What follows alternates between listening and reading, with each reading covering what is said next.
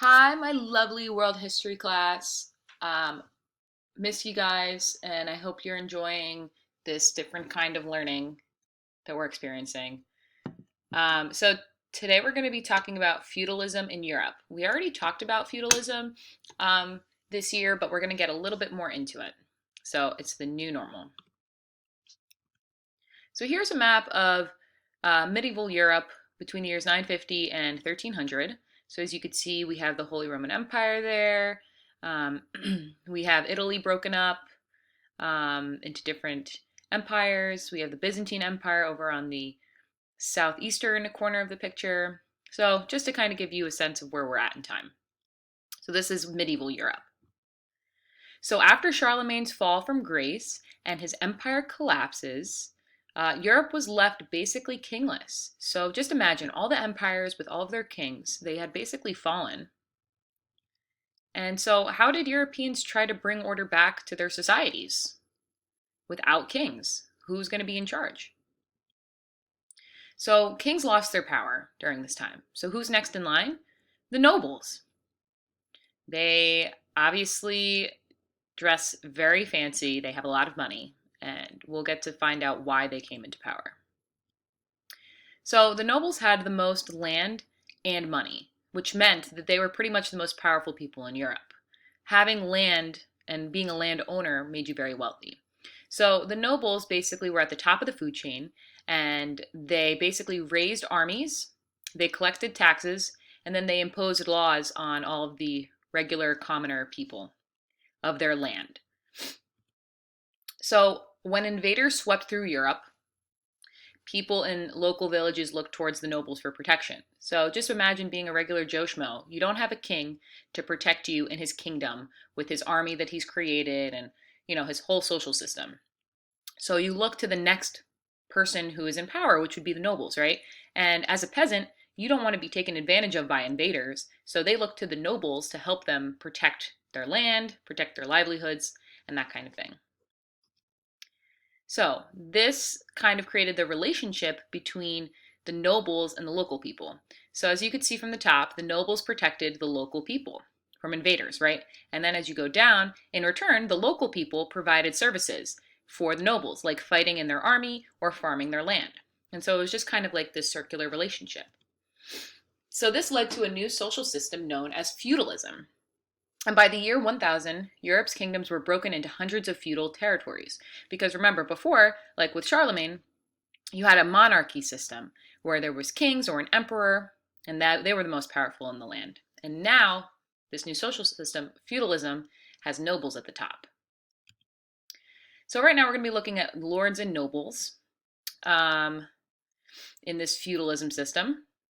So feudalism is based on ties of loyalty among members of the nobility. So right now we're just looking at the nobility on the pyramid, right? So nobles were both lords and vassals. Do we remember those words from earlier in the year? So basically, we have vassals and lords. Vassals are lower ranking nobles who serve a lord, aka they help his lord in battle or serves as a soldier in exchange for land that was given to them by the lord. So most lower ranking vassals were knights. Lords, on the other hand, are a higher ranking noble who has power over the vassal, and they protect and give land to the vassal. So it's kind of like this nice exchange. One kind of works for the other, one is superior to the other. So I thought this was a great graphic to kind of show how it's done. So a noble, as we know, is a wealthy landowner. And knights, as you can imagine, a knight in shining armor is trained for war by fighting in tournaments and contests, and they have those duels where they ride on horseback, and they two knights run on horseback, and they run straight at each other with those sharp poles, and they try to knock each other off the horse. So they train for basically war whenever they can. So nobles and knights work together to defend their land and societal order. So nobles and knights, they each had something that kind of held their new society together. Nobles had the money, they had the land, they had the wealth. The knights, they were given land and served in the nobles' army, so they protected the people. So we have wealth and protection. So they basically held their pyramid together, right? Because they're in pretty good spots. They're not on the bottom of the food chain here. So that's how they work together to keep this new order alive. So nobles were often at war and away from their castles. So wives and daughters would run their estate, aka their large and in charge castle. So nobles and knights obviously were often at war, either defending their land or trying to gain new land. So the women would be in charge of running the castle. And as you can see, here's an image of the castle. It has a moat around it. It's very heavily protected and guarded. So, yeah, I mean, that's a really big house. Congratulations, people. All right. So, less than 10% of people were nobles. So, what about everybody else? So now we're going to be looking at the majority of the people. We're going to be looking at peasants, and some of the peasants at the bottom of the food chain were also known as serfs. So the vast majority of Europeans were peasants that lived and worked on the noble's land. We have two types of peasants. We have freemen and we have serfs. So freemen were people who paid the noble for the right to farm the land. Freemen could leave whenever they wanted.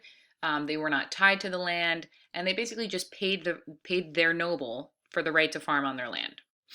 Now, serfs, on the other hand, were tied to the noble to farm the land. They weren't slaves, but they owed something where they had to farm on that land. They basically owed the noble something. They had to give part of their own crop to the noble. So anything that they farmed, they had to give a percentage of what they farmed back to the noble.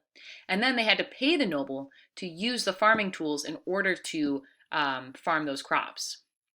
So very interesting kind of monopoly the nobles have. They basically have control over everything and kind of suck the money and all the resources out of the peasants.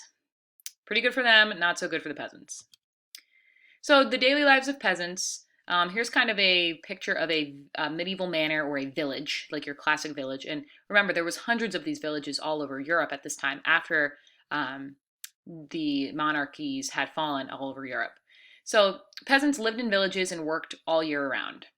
And they lived in these cottages and they lived by the fields. They attended church. There's the castle on the top right. That's where the nobles lived. Right. So how did peasants rage without Fortnite? That's a great question. What did they do for fun? Well, they went to church, and the green, which is basically just a large green field area that's open, where people engaged in singing, celebrating, dancing, and some of the men engaged in wrestling and archery. So it's kind of like it's your first sport, like, playing games, competing in sports. So this is kind of what people did for fun when they weren't working. All right, so thank you for watching. This is me and my cousins who are also working from home, and I get to hang out with them, which is pretty fun. So I hope you guys are having just as much fun as we are reading about history. So stay tuned, because next we're going to be talking about feudalism in Japan. Thanks.